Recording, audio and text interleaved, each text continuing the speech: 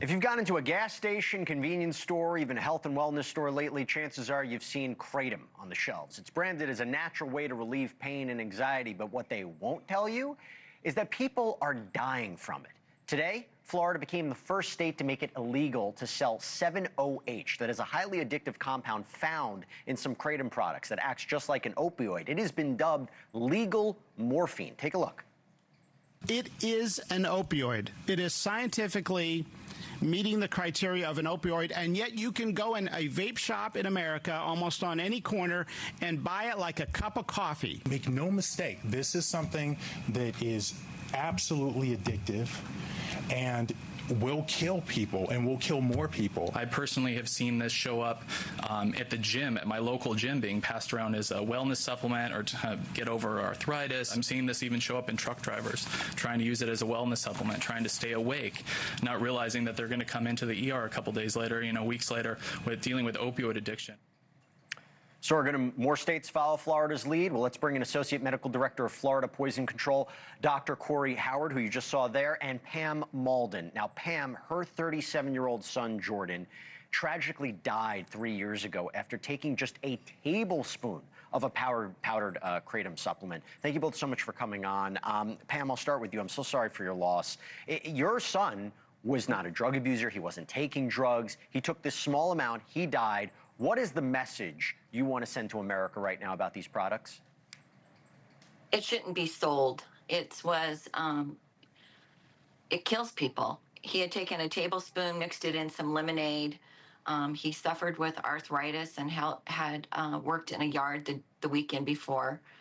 He purchased it on Monday, and on Tuesday I got a phone call from my grandson that he heard Uncle Jordy fall in the bathroom. And so I drove over as fast as I could, found Jordan collapsed in the bathroom, did CPR on him, called 911 until they got there, and they took him to the hospital where he was pronounced dead. Dr. Howard, this is the problem here. I'm confused if it's ever safe. It is everywhere. It's everywhere you turn. There's this distinction, I guess, between kratom and 7-OH, but is kratom ever safe? I'll just start by saying I'm really sorry for your loss. No, kratom is not safe. It's not an FDA regulated substance. We don't have studies on it.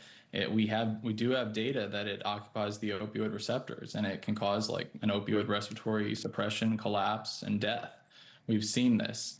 Kratom is the substance, the active alkaloid in it is metragenine, right? Metragenine actually gets metabolized by the human body to 7-OH, or hydroxylated metragenine, which now is just being labeled as 7-OH. Now we're dealing with this thing that this has a completely new label. People are not associating it with kratom. People that have never even used kratom before, like, kind of going to this, and it's not disclosed. How do parents even know if their children are taking it? How would they be able to guard against this?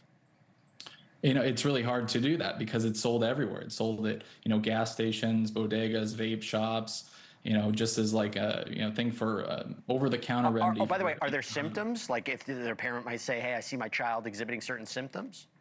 So usually if these are at like lower concentrations, the data we have for kratom or metragenine is like almost like a stimulant.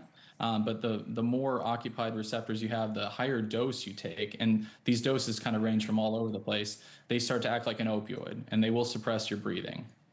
Now, Pam, you're seeing this change in Florida. What are you hoping for across the country? What is your plan to push for across the country? I want it off the shelves. It's not safe. And Jordan had taken a tablespoon, and it showed on his death certificate that it was the cause of death. His liver had been too much toxins. And so it needs to be pulled until they can do scientific studies on it. And it's not a warning across the United States. Yeah. Jordan was told that if he took too much, he would throw it up. And apparently he did once or twice. So he felt confident. He didn't even take ibuprofen. So yeah. I was shocked that he had been taking this when I read on it, but he didn't know.